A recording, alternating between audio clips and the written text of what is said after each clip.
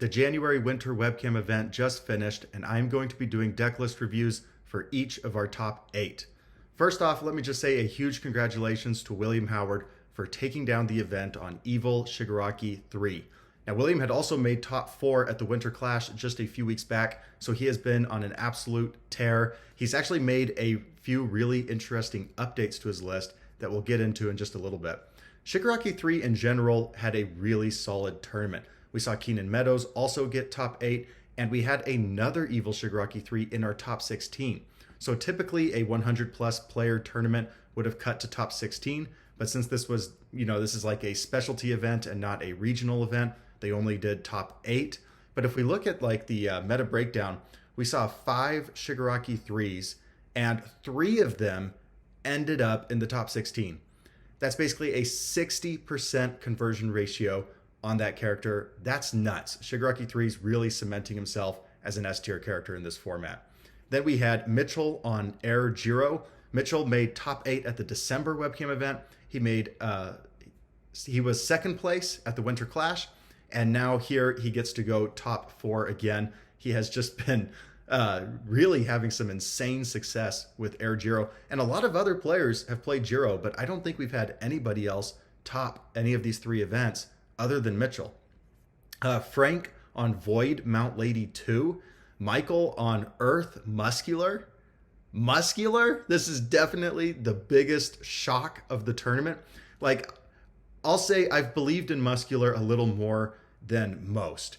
When we had the UK versus Nationals draft, I chose Muscular in round 6 because I had a locals that I knew was going to be playing at Muscular at Nationals, and he had been having a lot of success on him under the Life build.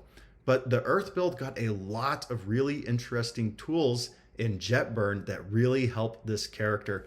So big congratulations to Michael. I think, this will never be forgotten. He's officially the player that made top 4 with Muscular. That's just insane. Michael Larson on Good Murio. Nathan running back Void Eraserhead, but with some significant changes to his list. We'll look at that in just a little bit. And then Ryan on Fire Endeavor 3. Sorry, my big face here is right over his name. But Ryan on Fire Endeavor 3 and takes him all the way to second place. So that's another thing I just wanted to mention is both Mount Lady and Mount Lady 2 and Endeavor 3 had better than expected really results this tournament. And those are 2 characters that when they were first revealed and when I was doing my first tier list here like a month and a half ago, I believed in them, but I didn't think they were necessarily top 20. I think I put like Mount Lady in my A- tier and Endeavor in my B+ tier, but both of them have been outperforming the expectations. And I think Ryan's list for Fire Endeavor 3 is really, really solid. And it has some surprising inclusions and some surprising exclusions. Again, we're going to get into all of these deck list reviews in just a minute. Before I jump into those though, remember this was a 100 plus player tournament. And so normally they would have cut to top 16. So I just want to mention 9th through 16th place and what they were playing, because I know a lot of you are probably curious. At 9th place, we had Christopher Bromley on Good Hawks. 10th place, we had Ben Lambright on May. I assume Life, but I'm really not sure. So Ben Lambright on May. 10th place, Mike Hardiman on Koji Koda. Mike just bubbled out of the December webcam event on Koda. Mike made top cuts at the Winter Clash with Koji Koda, and here he's at 11th place, really proving this Tasty Riff Koda list. At least I imagine he was running the Tasty Riff build again. 12th place, we had Barlow Guess. Now, Barlow made both top 8 at the Winter Clash and top 8 at the December webcam event on Void Edge Shot. But here we find Barlow going back to Chaos Amajiki. Barlow made top 32 at US Nationals on Amajiki, and I think Amajiki got a lot better with the banning of Back Alley Haymaker, Capture Evildoers, bringing deck minimums up to 60. I think both of those really benefited Amajiki. Personally, I think Amajiki is a top 5 character in the game at the moment. So Barlow on Chaos Amajiki. Daniel Nelson also on Chaos Amajiki. Daniel Nelson has qualified for Worlds and he did it on Chaos Tokoyami. So we're seeing him stay on the Chaos symbol, but switch from Tokoyami to Amajiki. So, I'm taking notes here. I'm trying to think, is Daniel going to be running Tokoyami or Amajiki at Worlds? 14th place, we had Zane on Order Hawks. 15th place, we had James on Evil Shigaraki 3. And then 16th place, we had Christopher Smith from Universus Academy on Earth Mount Lady 2. So if they had cut to top 16, we would have had 3 Evil Shigaraki 3s. We would have had 2 Hawks. We would have had 2 Mount Ladies. So when you look at this like meta breakdown, oh, by the way, I just want to say that we also had Travis and Matt here, both at 5 and 2. Matt is also a part of Universus Academy. If you haven't watched their stuff, go check them out. Universus Academy, every time they release a new podcast episode, that is just a must listen for me. I really like these guys, Matt and Christopher, but I don't know exactly what Matt was playing this time around. So that was your 9th through 16th place. I think that's important to just keep up with here. So the meta breakdown, like when you look at this and you see 8 Hawks and then you don't see a Hawks in top 8, you might say, well, this was a bad event for Hawks. But no, if they had cut to top 16, 25% of the Hawks players would have converted to top cuts. And that's a pretty decent conversion, right?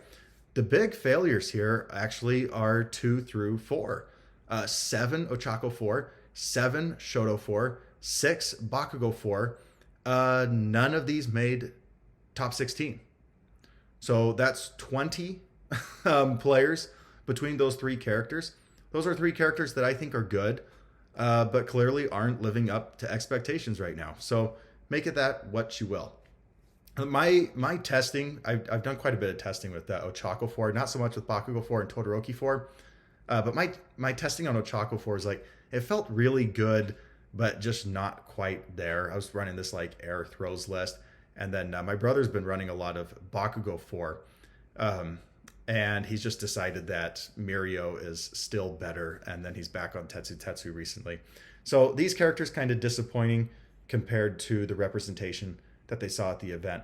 But it should also be noted that everybody is playing Jetburn characters right now. And then we have the 5 Shigaraki 3. So the only non-Jetburn character that saw significant representation was Shigaraki 3. And Shigaraki 3 to me is like a pseudo Jetburn character because so much of his kit is coming from Dabi 3. It's just that Dabi 3 is not very good. Shigaraki 3 is good. And so Shigaraki 3 just takes Dabi 3's kit and plays it much, much better. So I think of Shigaraki 3 basically as like a pseudo Jetburn character, meaning that right now Jetburn is dominating the format. We saw the same thing happen with Undaunted Raid. Everybody was just constantly playing Undaunted Raid characters. I'm not sure if it's necessarily power creep, or if it's just that everybody wants to play the latest builds. So make of that what you will. Let's get into our top 8. I'm going to go in order of how they finished in Swiss and not how they finished in the tournament. I just pulled them up off of Discord, and so this is the order they came in, and this is the order I'm going to do. Eighth place in Swiss, we had Keenan Meadows on Evil Shigaraki 3, and Keenan is running 4x Prominence Burn, which Shigaraki 3 can do pretty well because of Blue Flame Torment, saying that your next check basically, it says your rival checks against a 6. If they fail, this gets +1 damage, and your next check to play and attack gets +1. You may play this enhanced 2 times this enhanced step. So if they fail both times, you can play Prominence Burn on a 5. This is a Fury. You can remove this for the burn 3. Shigaraki 3 is typically needs help getting damage. He's not just adding damage on face, and so Prominence Burn really helps that, becoming basically 10 damage. Of course, you got the Vile Seizings and the Tongue Whips. The main surprise to me is that we're only running 1 Quick Burn. This is the one that says your rival's next check, this enhanced step is going to get -2, and then we can name a card type and get some free momentum. We're only running 1. We are really just basing this build around these 4 attacks.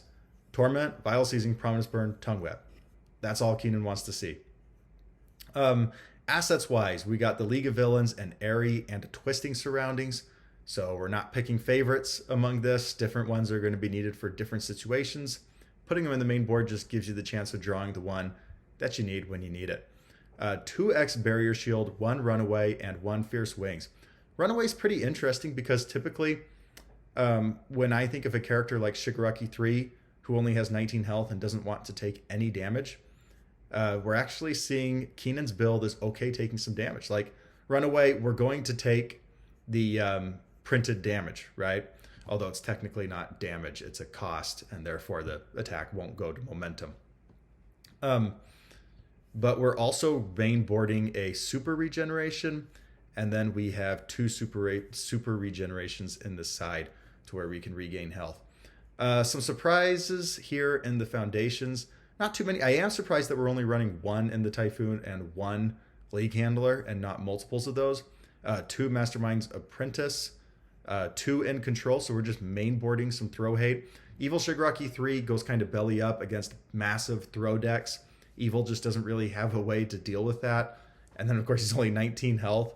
And in Control says that their check is going to get -2.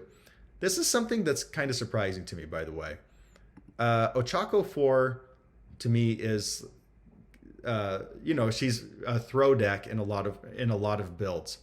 And it's surprising to see that Shigaraki 3 is still doing so well, despite, I imagine, a few prominent throw decks out there. Not really too many surprises here in the foundations or the sideboard. We've got some blood curdles coming in, another runaway, another barrier shield, some more super regens, 1 copy of Influencing the Youth. This is a card that I have started to try and test in my Order Hawks build. But that is going to do it for Keenan's list. The Prominence Burn, to me, I think is the coolest part.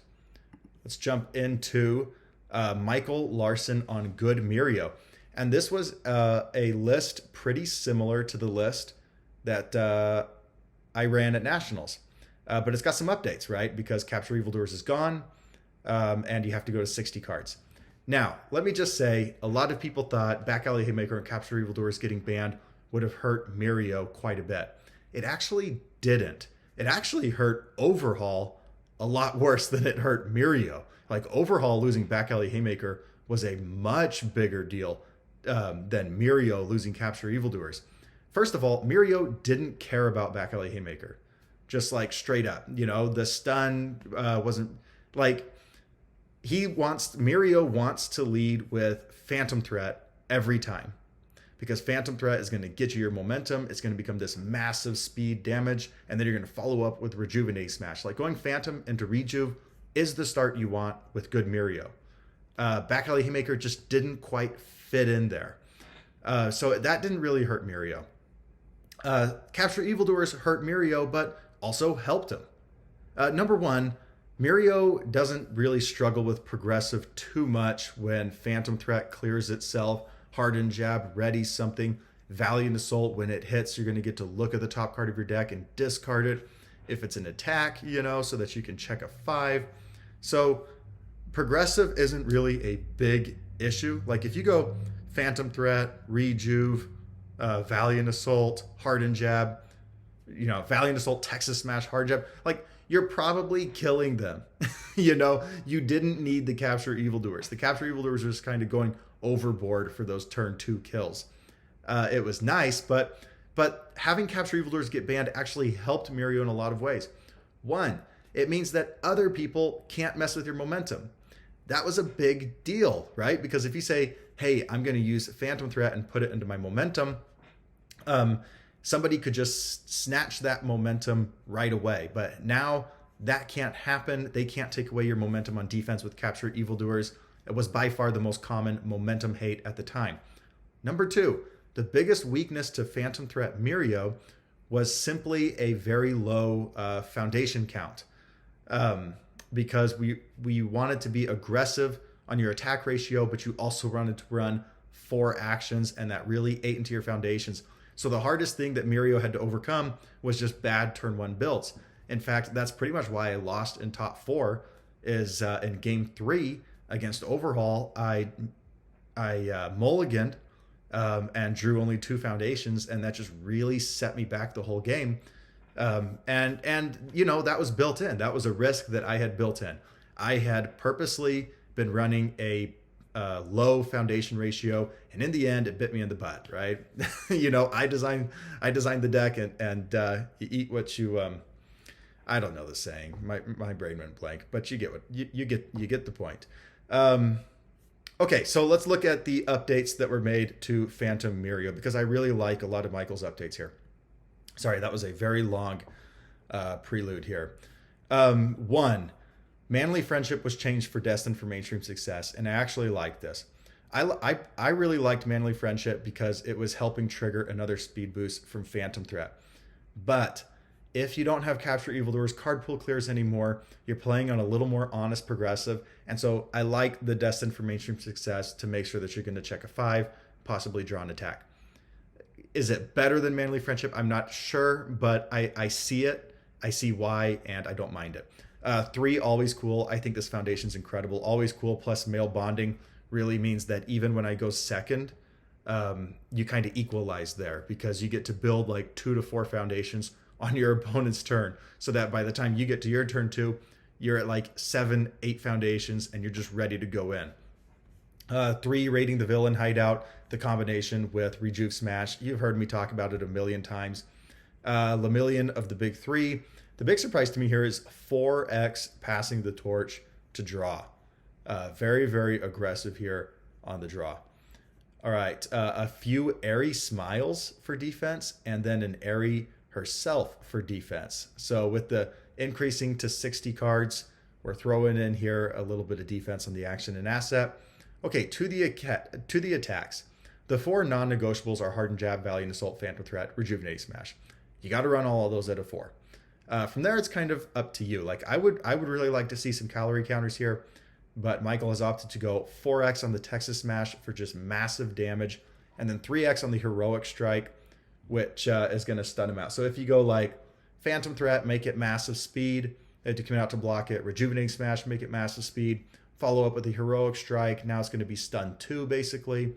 They're really going to be tapped out. And then the point is that even if they have the zones, they probably can't block your jabs and assaults, despite them being 3 speed. But they're really 4 speed, because you'll almost always have one of these out.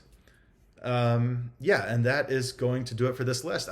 I don't mind Heroic Strike here, since this is kind of a speed-focused list, wanting to start with Phantom into Rejuve. 4x Texas Smash again. I would probably throw in a few calorie counters in here, but very, very understandable on these decisions. I think it's really cool to see Phantom Murio still doing well. In fact, a lot of these decks are really not running that many low blocks, and Murio can just take advantage of that. Murio was like one of the boogeymen of the Undaunted Raid format, and now people aren't teching for him as much, which is just another benefit for him. And so Murio, Phantom Threat Murio, still very, very, very competitively viable. Okay. Ryan on Fire Endeavor 3 ended up getting 2nd place, but 6th place in Swiss. So let's see here. The main thing that is pretty surprising to me is no Twisting Azure Inferno in the list. No Twisting Azure Inferno. And I think that actually makes sense, because Twisting Azure Inferno is really strong on like early turns, right? Like turn 2, because it's going to, 1, give all your attacks speed, but it's also going to not count itself towards progressive. But Endeavor most of the time isn't trying to kill you on turn 2. He's going to try and kill you on turn 3, turn 4, turn 5, and he'll typically have a pretty good foundation base at that point. So the ignoring progressive isn't as big of a deal. And Ryan has like Calorie Counter and Freezer Burn, which are both basically 3 diffs. Don't look at the 4 and the 6. They're 3 diffs. You have Blue Flame Torment, taking away from difficulty. So we already have a lot of ways. And these cards just have more utility in them than Back Alley Haymaker. For example, like going Blue Flame Torment into the Plus Ultra Prominence Burn is going to bring that difficulty down. Freezer Burn, you can cancel all of your rival interactions. Put the Endeavor damage on it, and then you can just cancel everything. You also get to Ready One. Calorie Counter, what we're doing here is there's a lot of stage control. And you're going to need some stage control, because you're Endeavor 3, and you're trying to win on like turn, let's say turn 4 on average is when Ryan's winning. I'm really not sure. But let's just say turn 4. Well, by turn 4, your rival's probably going to have a decent stage built up, And so you have to have some sort of stage control. Well, Flash Fire Fist is going to get us to be able to flip something like a 1 diff or a 0 diff. So like you can flip their ice gliding, flip their release, you know, their best defensive pieces here. Calorie counter. If they block it, they're going to want to block it. It's going to be like 9 damage. You're going to get to flip a rival foundation. Also, we are running 2x seizing the advantage to flip rival foundations. And here we are running 3x internship with best genist to flip rival foundations.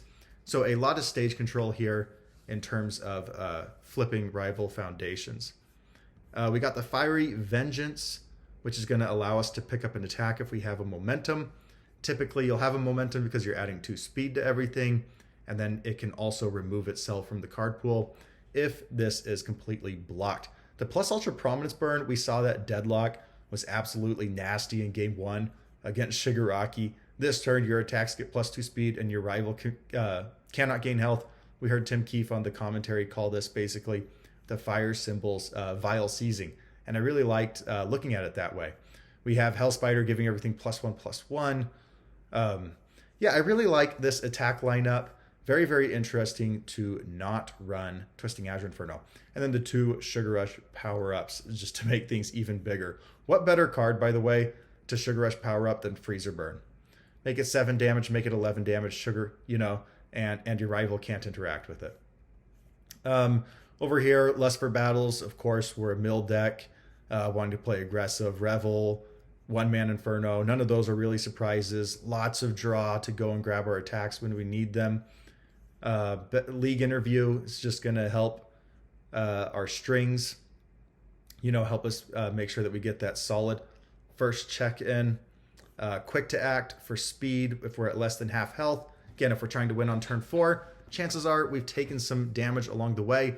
Endeavor's best defense is simply being 31 health. He's not really getting defense on face. Let's look at the sideboard. We got some Irrefutables, Desperate Struggles. Those make sense as sideboard cards. Failed Role Model, Young Heroes, and 2 red guards. And 2 Barrier Shields. Yeah, all of those make sense as sideboard cards. All right. Let's go to William Howard. Now, William, of course, ended up winning the event, but was in 5th place at Swiss. Let's look at his list because this is fascinating. Once again, we have Blue Flame Torment, Vile Seizing, Tongue Whip, all at 4 ofs. Quick Burn also at a 4 of here. And we're not playing Prominence Burn as a 6 difficulty attack, but William has added in Living Spikes. Now, this is some really cool tech. We've also added in Berserker Bite, basically just for defense, right? Really, really solid defense, saying all of your opponent's attacks. I mean, all of your opponent's cards get +1 difficulty. Like, when I look at Berserker Bite, I don't even think of it as an attack. I just think of that as like a defensive card. Okay, let's look here at Living Spikes and why a Shigaraki 3 would want to be running this Hood Nomu card. Well, it says, Villain Enhance first off, destroy 1 foundation, destroy 1 rival foundation. Your rival may discard 1 card to cancel this ability. So that's a good, you know, you're going to be getting some sort of benefit here. Either your rival's discarding a card or you're getting to selectively destroy a foundation. Both of those are solid. But you also get this top enhance. Add 1 attack from your discard pile to the top of your deck. So you choose the attack that you need, add it to the top of your deck, and then, for example, you could say, go ahead and check a 5 for me. Maybe you've used your once per turn, so even if they do check a 5, they checked a 4, then you can check hack it with Shigaraki to make it a 3, you know, or if they check a 3, now they have to decide to stun 4, or are they going to let you draw that attack? If you can even just go ahead and use your No Remorse to draw that attack, but you have a lot of different ways to go and grab the attack. You know, you could slam a Masterminding on it and say that the next check is going to get a -1 to be sure you can draw it. But basically, Living Spikes is saying that Shigaraki 3 is going to get to draw the attack that they want out of their discard pile. At least I assume that's why it's here. But that's really, really cool, you know? So we can use that after a Blue Flame Torment and then play it on a 5. Let's see. We are very action heavy in this deck.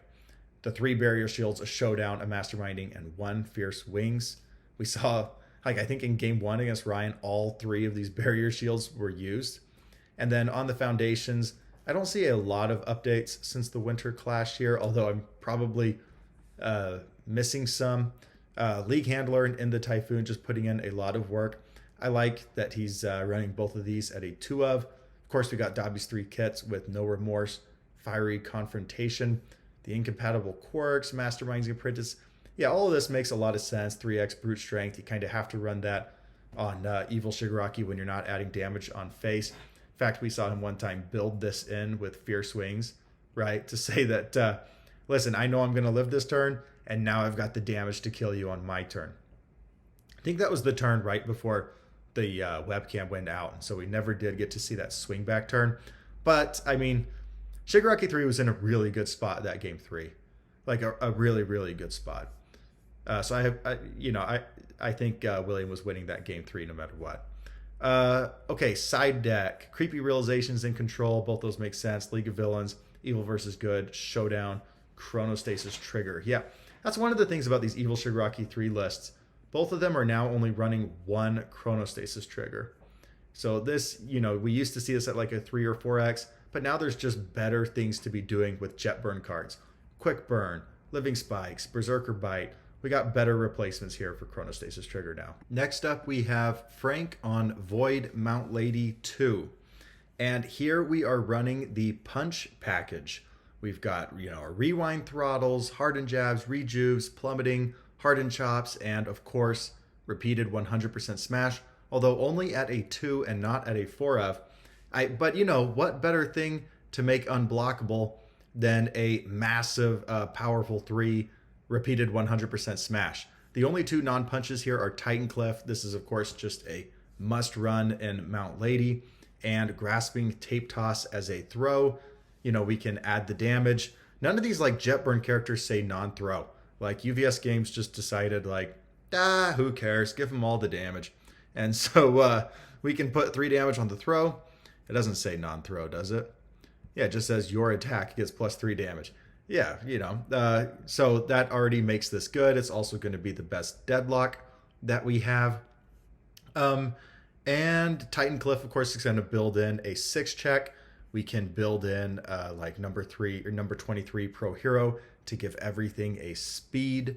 And speed, we got Rewind Throttles. Rewind Throttle, we get selective committal here, and we get to slam damage on it. So Rewind Throttle is always going to be good in a character that can add the damage to it, because the 3 damage is what holds us back. It's like Indiscriminate Shock, the 3 speed holds it back. And so you love running it in characters that give it speed. Same thing with Rewind Throttle, except it's the damage this time. Mount Lady gives it the damage, and it really feeds into this game plan of, like, when Mount Lady gets those counters, your rival has to commit a face-up foundation. And now Rewind Throttle, you're going to be getting to selectively commit a rival foundation. So it feeds into that game plan as well. Jab to go and grab something and ready something. Chop is going to force him to make a decision to discard. Mount Lady's not really adding speed, although she does get to stun. Plummeting Punch is even more deadlock. So between Plummeting Punch and Grasping Tape Toss, it's going to be very scary to go against deadlock against this character right now. And Rejuvenating Smash, of course, gets fast. Is there a way to turn on Rejuvenating Smash? Like, not really. Idle Work. Do we have a way to get, like, the free momentum, basically, is what I'm saying. I guess we do get Body Rejuvenation, but we would have to give it -2 speed, and then, get our free momentum and then give it 3 speed. That would be kind of funny, just to go and get 1 speed. But I suppose it's there. You could just go get momentum for later. I do like the Body Rejuvenation overall. I think this card probably is underplayed right now. Discarding a card from your hand for +2 or -2 speed. Very, very strong. Number 23 Pro Hero going to be adding a speed. Got our Barrier Shields and Nullify. And, I really like this 2x Hacker Extraordinaire. I've been liking this card more and more. First I put it in the sideboard of my Hawks deck. Then I put it as a 1x. Then I took it to a 2. And now I'm thinking, I think I should just run this card at a 3. It's just so good. Getting to draw based off of your momentum, go ahead and get your free momentum, and then flipping a rival asset. Let's go back and look at some of these lists. William Howard was running 2x Twisty Surroundings. Here we were running a Pro Hero Rankings. Here, Murio was running an Airy. Keenan Meadows was running an Airy, a Twisty, and a League of Villains. So all of these players were running assets. And Hacker could just flip Airy, flip Twisty Surroundings. If you lead off with like Plummeting Punch or Grasping Tape Toss, and your rival built to 10 foundations, you can say, Hacker, flip one of your assets. Now you're in deadlock. Now these are active. That's just really, really powerful. And yeah, other than that, it's what you would expect from a Void. These are all kind of, typical sideboard cards. A few more learning the standards, some Taiyakis, Barrier Shield, Blood Curdle. Makes a lot of sense. Of course, we're mainboarding the other two learning the standards. We get to build pretty quickly between number 23 Pro Hero and Male Bonding. Get to build in the Ultra Regens off of Titan Cliff. Yeah, I like this deck a lot. And I love this idea of the repeated, dumping all of your momentum into this powerful and making it unblockable. Next up, we have Nathan DeWalt on Void Eraserhead. And in the past, we saw Eraserhead running a punch package. But here we're seeing that Nathan has actually opted for the kick package now. So despite having really solid success on the punch package, Nate has switched to kicks. And of course, with kicks, you're going to do Recipro Extend, Recipro Acceleration, and High Engine Kick. Those are kind of non-negotiables. Acceleration is going to clear your card pool, give it even more speed. All of these just get incredibly fast as pokes, and so your rival's just not going to block them. Rebound Sidekick is really interesting to be in the main board here. Basically saying that if it's blocked, it's going to go to the momentum straight away. Reciprocal Burst is like our best momentum outlet, like our best kill condition card here, just to make this huge, because most people aren't going to be blocking your 6-speed Recipro Extend. If you follow up with High Engine Kick, this is 6-speed. You'll make it 8-speed with Eraserhead. You'll discard a card, you're going to make it 10-speed. It's just going to be insanely fast. And then Roundhouse Exhaust is going to get some selective commit here. And Binding Kick also gets to 7 damage. So switching to the kicks package from the punch package is extremely interesting. Other than that, on the Void foundations, not too many things that are surprising me other than elasticity. So remember, the kicks package is suffering from kind of lack of damage here. And that's kind of Eraserhead's problem, is actually drawing the damage to kill your rival. Like, you can play amazing defense, your rival totally is committed out, and you're like, I draw Recipro Extend and a High Engine Kick, I'll be able to do like 10 damage, but you're not, when your opponent like commits out, you want to be able to consistently deal lethal. And elasticity is really going to help with that. And so Nate has started running this at a 4 of, saying after an attack is blocked, your next attack gets +3 damage. You can also use this on defense, and you can just use it to go and grab momentum if they try to stun you, and then just go ahead and use that momentum on a Recipro Burst. Let's see anything else. One, Crushing Truth, pretty interesting. Primarily to seal a rival good all or order attack. Now, you don't get to use that before they get to use their first enhance. So if like they play, for example, a repeated 100% smash, they could play the ready ability, but then you could seal it and take away the once it gets to 10 damage ability and the powerful 3 and EX3. So this is a very interesting inclusion here at a 1x. I imagine if it wasn't needed, he could just side it out for something else. In the sideboard, we've got some Action Hate, we got some Breaker Hate, Villains Defeated, Barrier Shield, and Learning the Standards. Okay, next up we have Michael Everett on Earth Muscular. And let's just look at all the ways that Jetburn made this character actually really good. First off, we can see here that all of these attacks pretty much are high attacks. We've got Dragon Dive, Falling Skies, Zero Gravity Rush, Titan Cliff, and High Engine Kick. Right away, you're probably thinking, oh my gosh, Falling Skies is awesome. Give it the muscular damage and make it a throw. But you can't do that. Falling Skies is a first enhance. It gains throw. No more attacks can be played this turn. And then Muscular says your non-throw attack. You see, Muscular was printed in an era where they didn't want damage being put on throw attacks, like they don't mind these days. So we can't add it. We can't add the muscular damage once we make Falling Skies a throw. But we're going to get a muscular counter because it does damage. And it's just going to get to be really fast and really big anyway. So you don't have to give it throw. If you're playing this as like your fourth attack and you're saying, all right, let's give it 4 speed. Let's go ahead and use number 23 Pro Hero to give it a speed. Let's use Quick Response to give it 2 speed. You know, pretty soon you didn't need to make this super fast, and then you can add on your muscular damage, and now you've got some like 20 damage, 10 speed, 20 damage move. That's just incredible. We have a lot of different like bombs here because Zero Gravity Rush, like this is a card that when it came out, everybody was thinking Nomu. You know, oh my gosh, 10 high for 10 Nomu?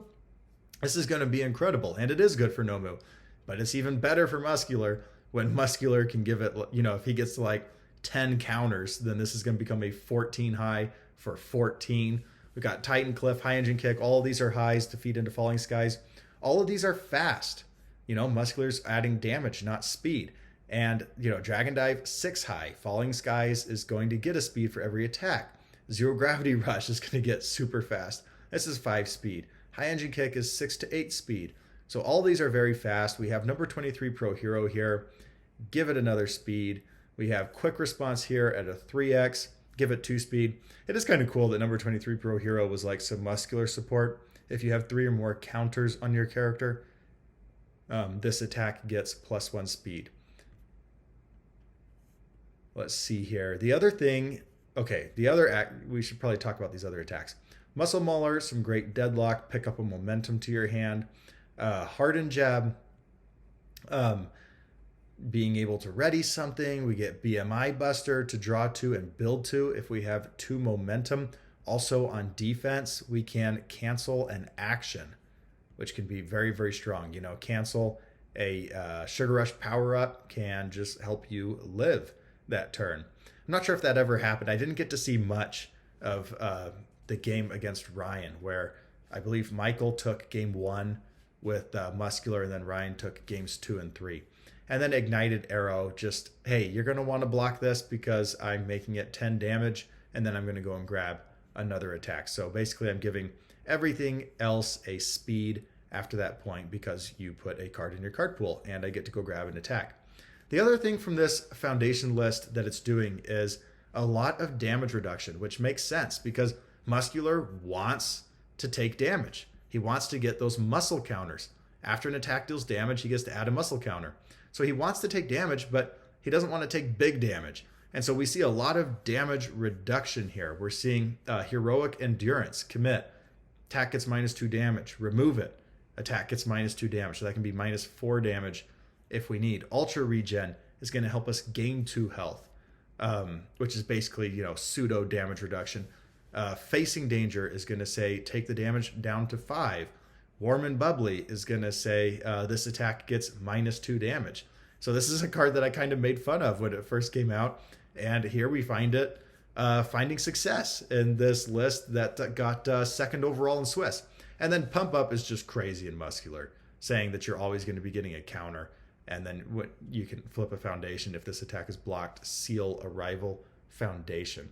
And Prehensile Tail, Snack Time, both have just really, really good deadlock. Okay, let's look at what else. In the sideboard, we have the Faith Shield, Learning the Standards, You're So Obvious, BMI Buster. That all makes sense. Villainous Teamwork is interesting here. Oh, destroy 1 asset in either stage. Gain health equal to its difficulty.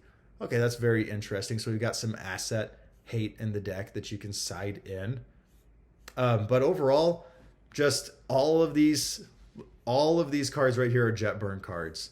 We are running like number 23 Pro, Quick Response, Facing Danger, number 10 Pro Hero, Warm and Bubbly, Defending Pageant Queen, High End. Like this deck is a Jet Burn deck through and through, making everything high attacks super, super fast. Okay, on to first place, we have Mitchell, and Mitchell made some adjustments. We saw him run the exact same Jiro list for both the December webcam event and the Winter Clash. But here, the main adjustments are, well, one, I don't think he was running Flustered at a 4x. but he's decided now to 4x this card, which I think is really smart.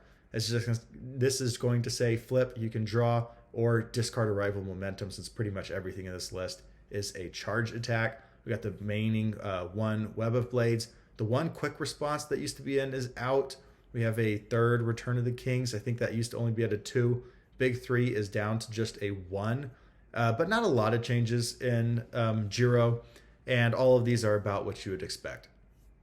Okay, we got the 2x seizing the advantage. And on the attacks, we don't have anymore a single 5 difficulty attack.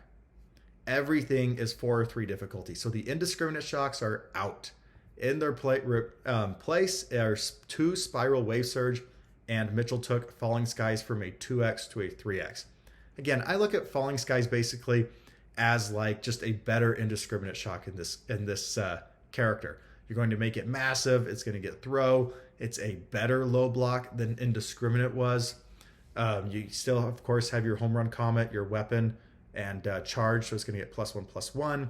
You got your double jabs, and then Spiral Wave Surge are basically like copies 5 and 6 of double jab. They're going to want to block it. You're going to make it 6 damage, and then you're going to add on the damage from Jiro, and then if it's blocked, your next check is going to get +1 for every attack blocked. So 6 copies basically of double jab here to just enable these huge long strings. Jolt is maybe your best poke. Once you get into your momentum, you can commit down their best defensive piece. Home run comet and falling skies combined, that's what's going to kill you. But specialized sound waves is going to go find them. Between sound waves saying I'll always check a 6, double jab, and spiral wave surge giving everything check bonuses, not running any attacks that are a 5 difficulty. This attack lineup can just string out like crazy. And then in the side, we have 3 cheerleaders, amplified sound blast, close quarter subdual, several airy smiles, and a web of blades. I think those airy smiles used to be in the main board. Could be wrong. Maybe they were in the side. Yeah. They were still on the side. It's always been the 2x seizing the advantage. So seizing the advantage, seeing a lot of play here in this tournament. This is a card that when it first came out last year, everybody was saying it was going to dominate the format. And then it just kind of fell off. But here we see seizing the advantage at a 2 of. Did we see it in Michael's list? We didn't. We saw it in, okay, maybe it's not making that big of a comeback. I guess it was really just Ryan's list. Okay, disregard everything I just said. But Ryan's list and Mitchell's list both running seizing the advantage. So that is it for the deck list reviews. I hope you enjoyed this. By the way, before we go, let's just talk about the disconnect a little bit. Disconnect in between games resulted in a game loss. Like, I wish they just would have done another deck check and then allowed that game to go on. But once it happened once, those kind of things typically happen, in 2s and 3s. So once it happened once, all throughout game 3, when I was watching, I was just expecting the disconnect at any moment. It was like, I know it's coming. And then it came, and William won. Ryan lost both games 2 and 3 off the disconnect. Of course, I think that William was in a really good position with Shigaraki in game 3. I think William was sitting on a 90% win probability in that game. I'm not going to say it was 100% because we saw Ryan pull a miracle in game 1 and take game 1. But I would say that William was sitting on a 90% win probability. And so I think, I don't think there's any sort of asterisk. And I think it can be pretty offensive to say that there was an asterisk, because we saw William get top 4 at the Winter Clash, and now he goes all the way to the finals. And yes, lost game 1 and won game 2 and 3 off of disconnects. But I think he played really, really well. That game 1 was an awesome game 1 to watch, really entertaining, very back and forth. And we saw him play a really solid game 3. I don't think there's any asterisk there, and I just don't want that being said. I think William deserves all the credit. Took this down, really proved Shigaraki 3 and really proved himself as one of the best players in the game at the moment. That's going to do it for me today, guys. If you enjoyed this video, go ahead and hit the like and subscribe buttons below, and keep your eyes out because I have a huge video about Yu Yu Hakusho dropping soon.